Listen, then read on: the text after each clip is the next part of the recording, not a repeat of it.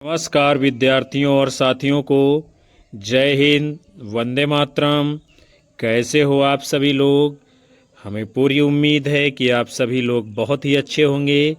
आप विजिट कर चुके हो दीपक लक्ष्य हब यूट्यूब चैनल की क्लासेस पर। आप सभी का पुनः जो है हार्दिक स्वागत, वंदन और अभिनंदन करते हैं। आज हम आपके बीच में लेकर उपस्थित हुए हैं अनिवार्य संस्कृत और काव्य शास्त्र के भाग को, जहां से आपकी परीक्षा में कई सारे प्रश्न पूछे जाते हैं। तो आप सभी लोग उत्तर देने के लिए फटाफट से तैयार हो जाइए।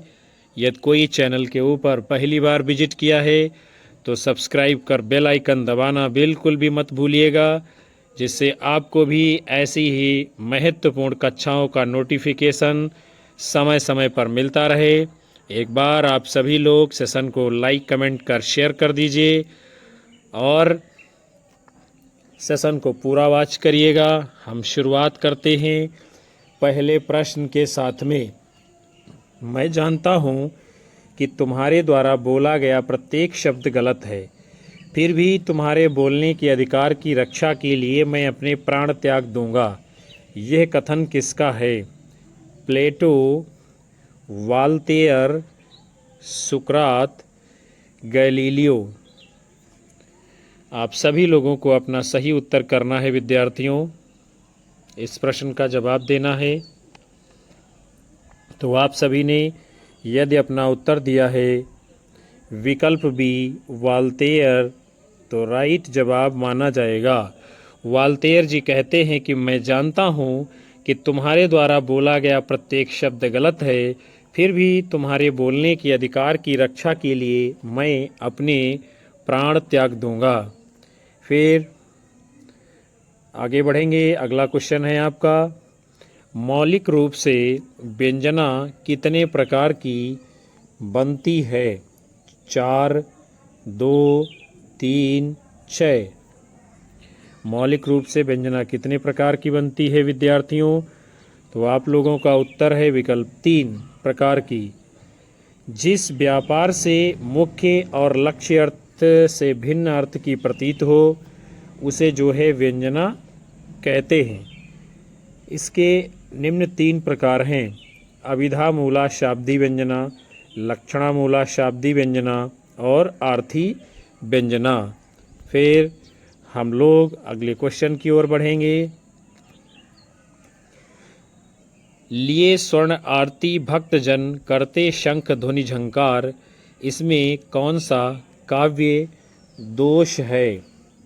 अक्रमत्व, ग्रामीणत्व, अयथार्थ, क्लिष्टता। तो इसमें कौन सा दोष है? अयथार्थ। लिए स्वर्ण आरती भक्तजन करते शंख ध्वनि झंकार। फिर आप सभी लोगों का अगला क्वेश्चन है, भरत मुनि के अनुसार काव्य दोषों की संख्या कितनी होती है? 9, 8, 7, 10। तो भरत मुनि ने विद्यार्थियों काव्य दोषों की संख्या कितनी मानी है? आपका उत्तर होगा विकल्प डी 10 मानी है। और रसों की संख्या भरत मुनि जी ने 8 मानी है। भरत मुनि ने 10 गुण माने हैं काव्य में और 10 दोष माने हैं। भरत मुनि को संस्कृत काव्य शास्त्र का प्रथम आचार्य माना जाता है। इनका समय दूसरी शती है। इन्होंने नाट्य शास्त्र नामक ग्रंथ की रचना की है और इसे पंचम वेद भी कहा जाता है। इसी ग्रंथ में 10 गुण और 10 दोष 4 अलंकार माने हैं। 4 अलंकार कौन कौन से हैं? यमक, उपमा, रूपक तथा दीपक अलंकार। फिर हम लोग अगले क्वेश्चन की ओर बढ़ेंगे। निम्नलिखित में से कौन सा अभिनय का एक भेद नहीं है? भारतीय, वाचिक, आहार्य, आंगिक। तो कौन सा नहीं है अभिनय का एक भेद? अभिनय माने होता है विद्यार्थियों नृत्य, वो है भारतीय।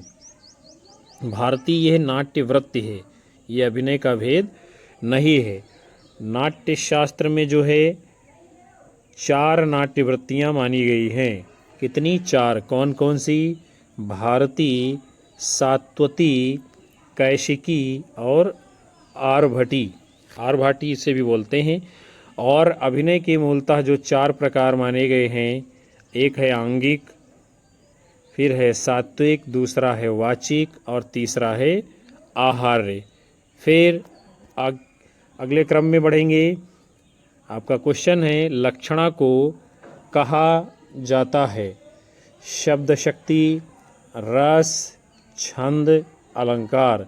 तो लक्षणा क्या है विद्यार्थियों? ये है आपकी शब्द शक्ति। और शब्द शक्तियाँ जो है 3 प्रकार की हैं, अभिधा शब्द शक्ति, लक्षणा शब्द शक्ति और व्यंजना शब्द शक्ति। फिर आगे बढ़ते हैं। अभिधा शब्द शक्ति के जो है फिर आगे भेद माने गए हैं, जैसे कि रूढ़ शब्द शक्ति, यौगिक शब्द शक्ति, योग रूढ़ शब्द शक्ति। फिर लक्षणा के भेद हैं रूढ़ा लक्षणा और प्रयोजनवती लक्षणा।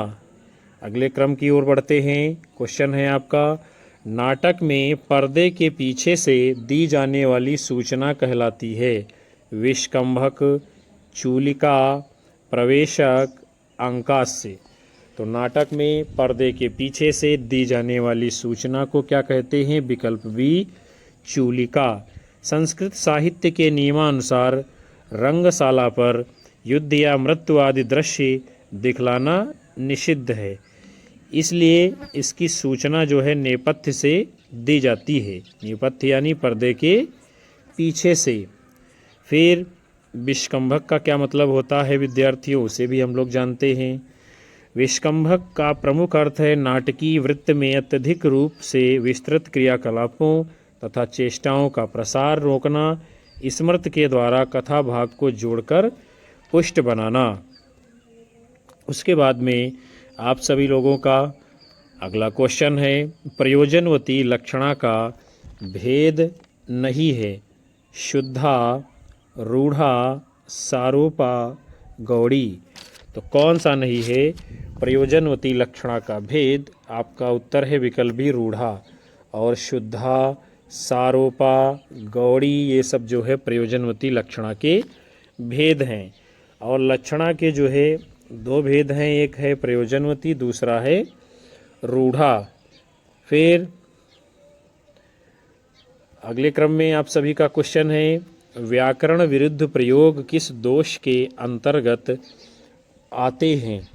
ग्राम्यत्व, प्रतिकूल वर्णत्व, च्युत संस्कारत्व, निरर्थकत्व। तो व्याकरण विरुद्ध प्रयोग जो है किस दोष में आएगा?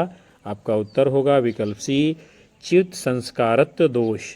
जब किसी काव्य में लयबद्धता लाने के लिए व्याकरण संबंधी त्रुटियों की उपेक्षा कर दी जाती है तो वहाँ च्युत संस्कृति दोष होता है। इस निराशा को छोड़ो, आशा से लो काम। यहाँ पर क्या है? निराशा व्याकरण की दृष्टि से त्रुटिपूर्ण है और इसका शुद्ध रूप होगा निराशा। अगला क्वेश्चन है प्रयोजनवती लक्षणा के भेद हैं शुद्धा, रूढ़ा, गौड़ी शुद्धा, गौड़ी रूढ़ा, शाब्दी आर्थी। तो प्रयोजनवती लक्षणा के कौन से 2 भेद हैं? विकल्प बी, गौड़ी और शुद्धा। लक्षणा शब्द शक्ति ये क्या है? शब्द शक्ति का एक प्रकार है जहाँ मुख्य अर्थ में बाधा उपस्थित होने पर रूढ़ अथवा प्रयोजन के आधार पर मुख्य अर्थ से संबंधित अन्य अर्थ लक्षित किया जाता है, वहाँ लक्षणा शब्द शक्ति होती है।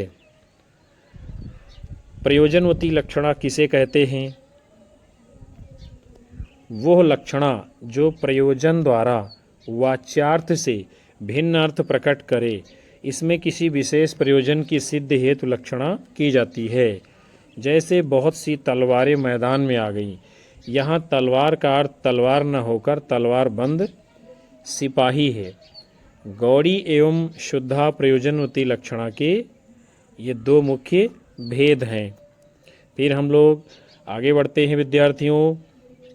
अगला क्वेश्चन है, काव्य का सर्वस्व कहा गया है? ध्वनि, अलंकार, वक्रोक्ति, रीति। किसे कहा गया है काव्य का सर्वस्व?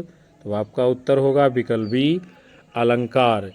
अलंकार संप्रदाय के प्रतिष्ठापक कौन हैं? आचार्य भामह जी, और इनके ग्रंथ का नाम है काव्य अलंकार।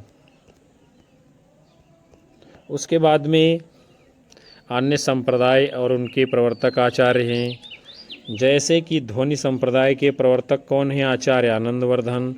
वक्रोक्ति संप्रदाय के प्रवर्तक हैं आचार्य कुंतक, और रीति संप्रदाय के प्रवर्तक हैं आचार्य वामन जी। अगले क्रम की ओर बढ़ेंगे। आपका क्वेश्चन है, शब्द शक्ति के कितने भेद हैं?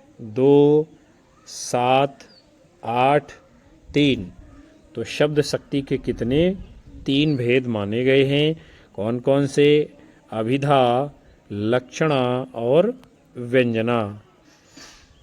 उसके बाद में हम लोग जो है तीनों को अलग अलग समझते हैं। किसे कहते हैं अभिधा शब्द शक्ति? शब्द के मुख्य अर्थ का बोध कराने वाली शक्ति अभिधा शब्द शक्ति होती है। और लक्षणा कहाँ होती है? मुख्यार्थ में बाधा होने पर रूढ़ या प्रयोजन से जिस शक्ति द्वारा अर्थ ग्रहण होता है वह लक्षणा शब्द शक्ति होती है। व्यंजना शब्द शक्ति जब अभिधा लक्षणा द्वारा अर्थ ग्रहण नहीं होता है तब जिस शक्ति द्वारा अर्थ की प्राप्ति होती है उसी शक्ति को व्यंजना शब्द शक्ति कहते हैं। फिर हम लोग बढ़ते हैं अगले क्वेश्चन की ओर। आचार्य वामन के अनुसार काव्य गुण के कितने भेद हैं? 12, 9, 20, 3। तो आचार्य वामन ने काव्य के कितने गुण माने हैं? विकल्प सी, 20 गुण माने हैं। उसमें भी 10 शब्द गुण हैं और 10 अर्थ गुण हैं। आचार्य वामन जी को रीति संप्रदाय का प्रवर्तक आचार्य माना जाता है और इनके ग्रंथ का नाम है काव्य अलंकार सूत्र वृत्ति। फिर हम लोग जो है अगले क्वेश्चन को देखेंगे। निम्नलिखित पंक्तियों में कौन सा काव्य गुण है? नील परिधान बीच सुकुमार, खिल रहा मृदुल यद खुलायंग। खिला हो ज्यों बिजली का फूल, खिला हो ज्यों बिजली का फूल। मेघ बन बीच गुलाबी रंग, मेघ बन बीच गुलाबी रंग। इनमें कौन सा काव्य गुण है आपसे पूछा जा रहा है? माधुर्य गुण, ओज गुण, प्रसाद गुण, रजो गुण। तो काव्य में विद्यार्थियों हमारे वहाँ प्रमुखता से 3 गुण हैं, प्रसाद, माधुर्य और ओज गुण। आपको बताना है इस काव्य के उदाहरण में कौन सा गुण है।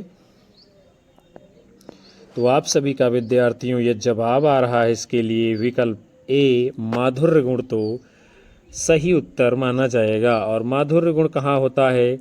जहाँ पर मन आपका पिघलने लगे, सुनने में देखने में मधुरता का एहसास हो और आपका चित्त जो है द्रवित हो जाए, कानों को जो बातें प्रिय लगे वो सब जो है माधुर्य गुण के अंतर्गत आता है।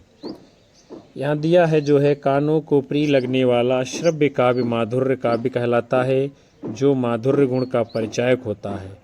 और ये जो माधुर्य गुण है आपका, ये है श्रृंगार, करुण, शांत रसों में पाया जाता है। फिर हम सभी लोग अगले क्वेश्चन की ओर बढ़ते हैं। किसने ध्वनि को सर्वप्रथम काव्य आत्मा कहा है? जयदेव, भोजराज, भरत मुनि, आनंदवर्धन। तो ध्वनि को सर्वप्रथम काव्य आत्मा किसने माना है? विकल्प डी, आचार्य आनंदवर्धन जी ने। इन्होंने अपने ग्रंथ ध्वन्यालोक में ध्वनि संप्रदाय की स्थापना की है किसने? आनंदवर्धन जी ने। और क्या बताया है इन्होंने? काव्य से आत्मा ध्वनि है। काव्य की आत्मा क्या है? ध्वनि है। फिर आचार्य भनत मुनि के काव्य शास्त्री ग्रंथ का नाम है नाट्यशास्त्र। भोजराज के काव्य शास्त्री ग्रंथ का नाम है सरस्वती कंठाभरण। जयदेव के काव्य शास्त्री ग्रंथ का नाम है चंद्रालोक। फिर हम लोग आगे बढ़ेंगे। आपका अगला क्वेश्चन है, इनमें कौन शब्द शक्ति का भेद नहीं है? व्यंजना, श्रोता, अभिधा, लक्षणा। तो जो नहीं है इनमें से शब्द शक्ति का भेद, आपका उत्तर होगा विकल्प बी श्रोता। ये कोई भी शब्द शक्ति का भेद नहीं है। और अभिधा, लक्षणा, व्यंजना ये तीनों जो है शब्द शक्ति के भेद हैं। फिर उसके बाद में आपका अगला क्वेश्चन है, अनुभावों और विभावों की कष्ट कल्पना किस प्रकार का दोष है? समास दोष, रस दोष, पद दोष, उपयुक्त में से कोई नहीं। तो अनुभावों और विभावों की कष्ट कल्पना ये जो है रस दोष के अंतर्गत आती है। जहाँ कविता में रस की उत्पत्ति बाधित होती है तब उसे रस दोष कहा जाता है, जबकि समास दोष, पद दोष दोनों का अनुभाव और विभाव से संबंध नहीं है। फिर हम लोग अगले क्वेश्चन की ओर बढ़ेंगे। उद्धव शतक की पंक्ति है, क्या लिखा गया है इसमें? हमको लिख्यो है कहाँ, हमको लिख्यो है कहाँ, हमको लिख्यो है कहाँ, कहन सब लगी। में पुनरुक्ति द्वारा क्या बोध होता है? भाव का अपकर्ष, भाव संधि, भाव उत्कर्ष, भाव सबलता। तो ये जो उदाहरण दिया गया है और इसमें जो पुनरुक्ति हो रही है, यानी बार बार ये एक ही शब्द की बातें आ रही हैं, तो ये इसमें क्या बोध हो रहा है? आपका उत्तर होगा विकल्प सी भाव उत्कर्ष। फिर ये जो पंक्ति आपकी ऊपर दी गई है उदाहरण के रूप में, तो ये जगन्नाथ दास रत्नाकर जी की है, जो कि उद्धव शतक ग्रंथ से ली गई है। बहुत ही ये शानदार ग्रंथ है जगन्नाथ दास रत्नाकर जी का, जो कि ब्रज भाषा में लिखा गया है। फिर आपका अगला क्वेश्चन है, अर्थ वैमल्यम प्रसादः। अर्थ की विमलता ही प्रसाद गुण है। क्या है परिभाषा? अर्थ वैमल्यम प्रसादः, अर्थ की विमलता ही प्रसाद गुण है। उपर्युक्त परिभाषा किस आचार्य की है? आनंदवर्धन, रुद्रट, वामन, दंडी। तो अर्थ वैमल्यम प्रसादः, अर्थ की विमलता ही प्रसाद गुण है। ये परिभाषा किस आचार्य की है? आपका उत्तर होगा विकल्प सी आचार्य वामन जी की। फिर ये परिभाषा आचार्य वामन जी ने अपने ग्रंथ काव्य अलंकार सूत्र वृत्ति में गुणों की चर्चा करते हुए दी है। ध्वन्यालोक ये ग्रंथ है आचार्य आनंदवर्धन का, काव्य अलंकार ग्रंथ है रुद्रट जी का, और काव्य दर्श जो है ये ग्रंथ किसका है? दंडी जी का। फिर उसके बाद में हम लोग अगले क्वेश्चन की ओर बढ़ेंगे। भामह के अनुसार काव्य में कितने दोष होते हैं? देखते हैं, 5, 4, 17, 9। तो ये जो क्वेश्चन आप लोगों का है विद्यार्थियों, भामह के अनुसार काव्य में कितने दोष होते हैं, इसमें उत्तर के रूप में आपका कोई भी विकल्प सही नहीं है, क्योंकि जो सही जवाब है वो इसमें दिया नहीं गया है। और जो आपके आचार्य भामह हैं वो 3 प्रकार के दोष मानते हैं। कितने? 3 प्रकार के। जैसे कि सामान्य दोषों की संख्या 11 मानी है, वाणी दोष इन्होंने 4 माने हैं और अन्य दोष 11 माने हैं। यानी इनके अनुसार ये सभी एक दूसरे में समन्वित होकर कुल 11 ही रह जाते हैं। फिर हम लोग अगले क्वेश्चन की ओर बढ़ेंगे। अलंकार संप्रदाय के प्रथम आचार्य कौन है? मम्मट, अभिनव गुप्त, भामह, रुद्रट। तो कौन है अलंकार संप्रदाय के प्रथम आचार्य? आप सभी का उत्तर होगा इस क्वेश्चन के लिए विकल्प सी, आचार्य भामह। भामा जी के प्रसिद्ध ग्रंथ का नाम है काव्यालंकार और इनका समय जो है 6वीं शताब्दी माना जाता है। इन्होंने अलंकार को काव्य का अनिवार्य तत्व मानते हुए लिखा है, न कांतमपि निर्भूषम विभाति वनिता मुखम। यानी जिस प्रकार जो है आभूषणों से रहित जो है स्त्री का मुख शोभित नहीं होता है, उसी प्रकार अलंकारों के बिना जो है काव्य यानी कि कविता भी सुशोभित नहीं होती है। फिर विद्यार्थियों, आज के इस बेहद महत्वपूर्ण सेशन को हम यहीं पर विराम देते हैं, समाप्त करते हैं, जिसके अंतर्गत आप सभी लोगों ने अनिवार्य संस्कृत और काव्य शास्त्र के महत्वपूर्ण वैकल्पिक प्रश्नों की श्रृंखला को देखा जाना समझा। हमें उम्मीद है कि यह सेशन आप सभी के लिए बेहद ही लाभदायक सिद्ध होगा, आपकी आने वाली परीक्षाओं के लिए उपयोगी होगा। और यदि लगता है कि आपके लिए लगातार सही दिशा में मेहनत की जा रही है, तो कक्षा को आप सभी लोग लाइक कमेंट कर शेयर करना बिल्कुल भी मत भूलिएगा। और हम आपको जो है पुनः मिलेंगे अगले सेशन में। तब तक के लिए नमस्कार, जय हिंद, वंदे मातरम, बाय बाय, शुभ रात्रि आप सभी लोगों को। और बहुत बहुत धन्यवाद उन लोगों का जो अंत तक कक्षा में बने रहे हैं।